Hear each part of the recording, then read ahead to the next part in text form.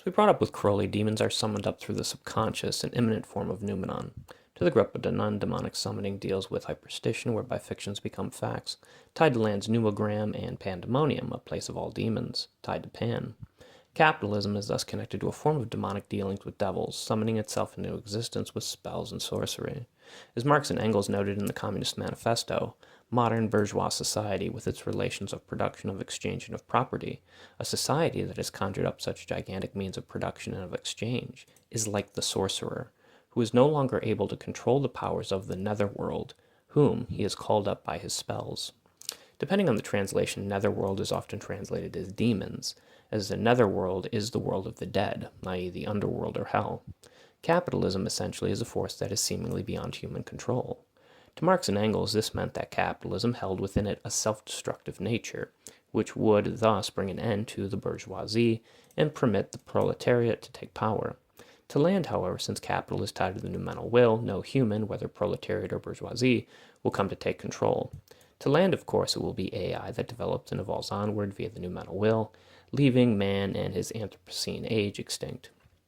This makes capitalism akin to Goethe's The Sorcerer's Apprentice, whereby the sorcerer's apprentice puts a spell on several objects to do his work for him, while his master is away. But since he does not know the spell to stop the objects from working, the objects move with accelerating speed, causing havoc and chaos until finally the master returns, breaking his apprentice's spell. Goethe's poem is a wonderful metaphor or allegory for dead labor and automation in many ways. The spell of capitalism robs living labor of its work, replacing it with dead labor and automation. Unfortunately, since no one can control the demonic powers of capitalism itself, the ensorcelled objects accelerate onward. But unlike Goethe's poem, there is no master sorcerer that can get the objects back under control and keep them from accelerating onward, creating entropic chaos. This is where the idea of embracing accelerationism so as to end capitalism and allow the proletariat to come to power comes from. Like the sorcerer's apprentice, one wants the objects to accelerate onward, causing so much chaos that the bourgeoisie eventually break, whereby the capitalistic system crumbles, allowing for the proletariat to overcome the state. Now, Marx would debate Bakunin on this issue, of course, where Bakunin, being an anarchist, felt centralized power would prove to be oppressive, thus calling for a decentralized system, which fits in closer to Land's philosophy of small micro-communities, i.e., a stateless society. To Marx, the proletariat should rule the state itself, controlling the modes of production until communism came, whereas Bakunin felt any form of centralized state control, even if by the proletariat, would lead to a form of tyrannical rule. People like Peter Kropotkin and Rudolf Rocker or Emma Goldman would carry on the anarchist movement, influencing intellectuals like Noam Chomsky, who has long since been a political commentator and critic of the state and imperial power. Anarcho-syndicalism basically is a form of anarchism that highlights upon the importance of labor unions or syndicates, which help not only improve working-class labor conditions, but leads man to a stateless society, hence why corporations and politicians try to kill labor unions whenever they arise, since their goal is to kill both the state and capitalism itself, allowing the workers via socialism to own the modes of production. With the dissolution of the state, communism would then come. I'll put a link to Chomsky's interview with Peter J. titled Relevance of Anarcho-Syndicalism below if interested. To Chomsky, with automation, man can free himself from living labor, allowing him to engage in other artistic and intellectual endeavors. Anarchism thus belongs in the present day, where due to advancements in technology, man can find the time to govern himself, no longer needing a state or governing body to do so, where workers become their own masters as opposed to working as slaves. To some, this is why so many corporate capitalists and tech bros, as well as politicians, fear oncoming technological advancement, since it will essentially make them obsolete. If technology frees people from living labor, it could be a liberating force in the world. However, if automation merely means kicking the workers to the curb so that the bourgeois class can produce more profit for itself, not embracing universal basic income as noted by Nick Chernacek, then it proves perilous for working class people. Being a bit of a cynical and pessimistic person, I'm siding with the latter as opposed to the former, having little faith in the elite sector of our society as it constantly sells out poor working class people so as to finance their decadent futures, albeit in a nonchalant manner. Some of the most evil actions, after all, are not taken by extremists. As Hannah Arendt noted, there's a sort of banality to the notion of evil, where People do things in a mundane manner simply because they are acting in accordance to normal social conventions, keeping to a state of complacency. Capitalists do the same, justifying their actions so as to maintain order and organization in their bourgeois-run society, connected by their own class consciousness. To people like Max Stirner, of course, everything abstract was a socially constructed spook or ghost, where even atheists could be pious people thanks to all of their ideological sentiments, which they interpreted to be true, but which ultimately led them into a life of illusion. To Stirner, all that mattered were one's own self-interests. As such, everything else, including religion, the state, human morality, etc., were all spooks. And yet, when dealing with fanged capitalistic vampires, why not give ourselves over to some ghosts? As Marx and Engels noted, it is the specter of communism that haunts capitalists' heads. Derrida would have his idea of hauntology as well, where the past can exist at present, proving to be a paradox. Bobby Kahn's song Always Already, which I'll link, comes to mind when thinking of the Heideggerian concept Always Already, where we are thrown into the world at a particular point in time.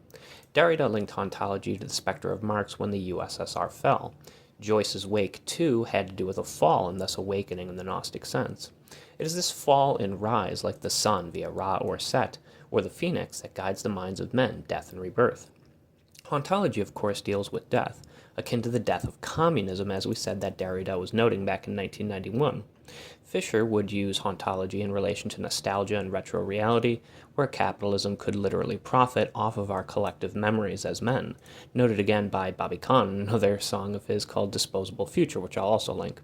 This links to the end of history as noted by Francis Fukuyama, where our evolution as a species ends, since the road of history was tied to thinkers like the idealist Hegel and the materialist Marx via the dialectic. With Trump's rise, one fears an oncoming and hard form of fascism, the end times for Western democracy via autocracy, and the plans of Project 2025 leading to neoliberal deregulation and privatization via Klein's shock doctrine or disaster capitalism, which causes many to now find fault with Fukuyama's philosophy. The road of history thus returns. Marx was no idealist, but he was an eschatological thinker.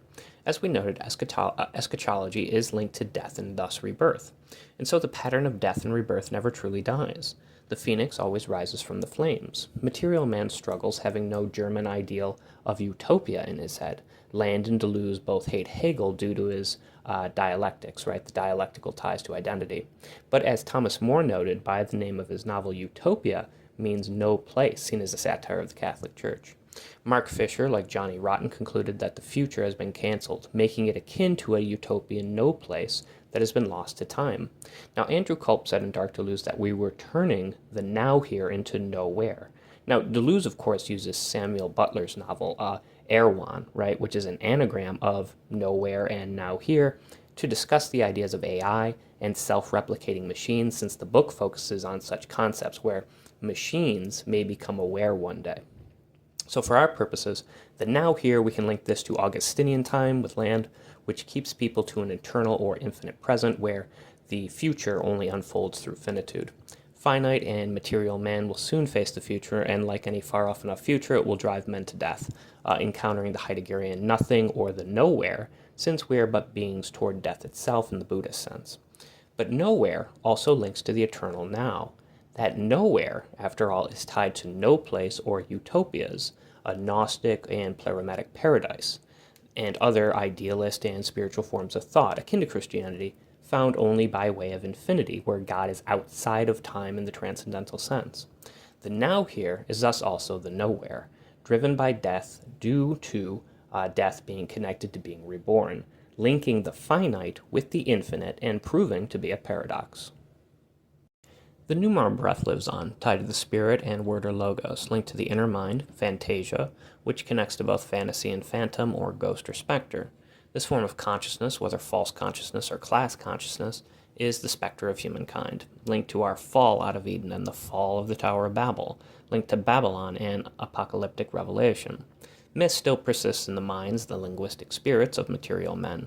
Now, Deleuze disliked the dialectic due to its codified system of signs, identicality, but ironically relied upon the fall of the Tower of Babel for his metaphor of endless difference.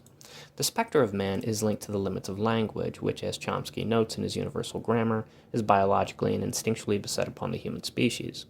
As I noted in our prior essay, Dead Writings Reborn, as noted in Walter Benjamin's thesis on the philosophy of history, religion and theology remains inseparable from philosophy. Marx's historical materialism is akin to the mechanical Turk, a puppet who plays chess, commandeered by a small dwarf that sits inside unseen, symbolic of theology, as it is unseen or hidden from the onlooker's eye. Zizek would link this, through Lacanian analysis, to the perverse core of Christianity, whereby encountering nihilistic non-existence, the big other, Christianity takes on an atheistic perspective, swapping the dwarf with contemporary atheistic ideology, as opposed to theology, and the puppet with religion itself, showing how ideology operates subconsciously and unseen. Now, whether one adheres to Zizek's inversion of Benjamin's ideas or not, Paul Klee's Angelus Novus, right, was always turning away from history. The fun fact about the painting was actually passed down from Benjamin to George Bataille upon Benjamin fleeing from the Nazis, and then it was given to Adorno, and then it was given to Gershom Scholem. So fun fact there. But the angel in the painting, as Benjamin notes, it sees wreckage and ruin before him, wanting to awaken the dead, almost in a Joycean or maybe Gnostic sense. But he cannot unify the broken pieces, we can see this as deterritorialized spaces, as he is swept up in the violent storm called progress. Thus, the very notion of progress for the future becomes catastrophic, right? Catastrophically inclined, i.e. eschatological. So Jakob Tabes noted the Gnostic inclination of all revolutionary rebels who saw themselves as alienated aliens, taking on the role of the Antichrist or Promethean man, the Luciferian lightbringer, which the Golden Dawn linked to enlightenment and illumination, in order to incite change against established order or organization. As Benjamin noted in the work of Art in the Age of Mechanical Reproduction, mass-produced objects, unlike artistic ones, have no aura about them. That is to say, they lack an essence. This essence of life links back to the Platonic forms and the Neoplatonic and Gnostic tradition, connected to Crowley to the astral body or Agoides, linked to the dawn and the forms, or virtual egg of becoming. While Marx still relies on Hegel's dialectic, he disregards idealism for materialism, condemning Christianity, favoring Feuerbach, throwing out the baby with the bathwater. Tolkien noted the same lack of essence as did Benjamin, however, with progressive people, making the distinction between technical magic, driven by a Lulian technique, and artistic enchantment, dealing with the inner mind and thus tied to fantasy and fantasia or phantoms. Feuerbach's materiality saw religion as a socially constructed and human concept, but again, Karl Barth would agree, since nothing of a transcendental God could be known by immanent man. Only Christ could reveal revelation to man once he became one, the Word or Logos made flesh. So the transcendental we see often does not fit in with many materialist mindsets, land being somewhat of an exception. As we noted at the start of this essay, capitalism dwells with the dead in the netherworld of demons, and thus the need for the initiate, tied etymologically to the word mystic and thus mysteries, to know of the Eleusinian mysteries ties to Persephone and Hades, or Ulysses' tale of coming home to Ithaca from hell, perishing through the night of Pan and being reborn via the whore of Babylon, akin to Campbell's archetype of the hero's journey, linked to Gnostic awakening and Joyce's wake.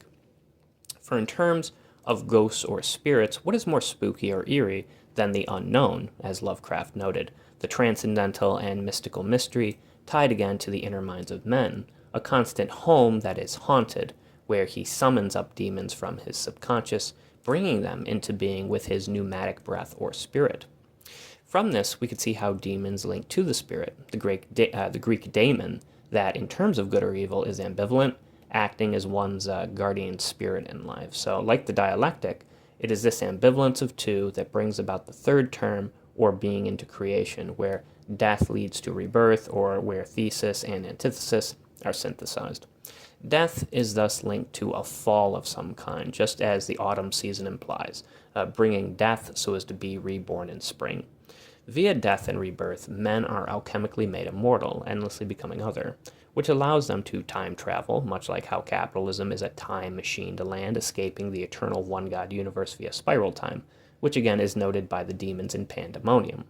Marx and Engels were perfectly correct to call capitalism a fanged demon that was summoned by the bourgeoisie, sucking living labor vampirically, all the while seeing their conjuration fall out of their control, lost as the apprentice of some sorcerer.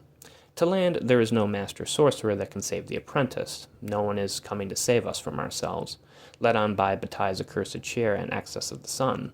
Gunship's music video, a postcard from the American Dream, seems fitting. It's a nice retro piece of reality where we'll have to save ourselves from self-destruction. But again, Marx is an eschatological thinker. The death of the bourgeoisie is what allows the proletariat to come into power. To land with America falling, China takes over, called forth from the future by the Fang Noumena via Sino-Pacific boom. An armed conflict between the U.S. and China would spell World War III.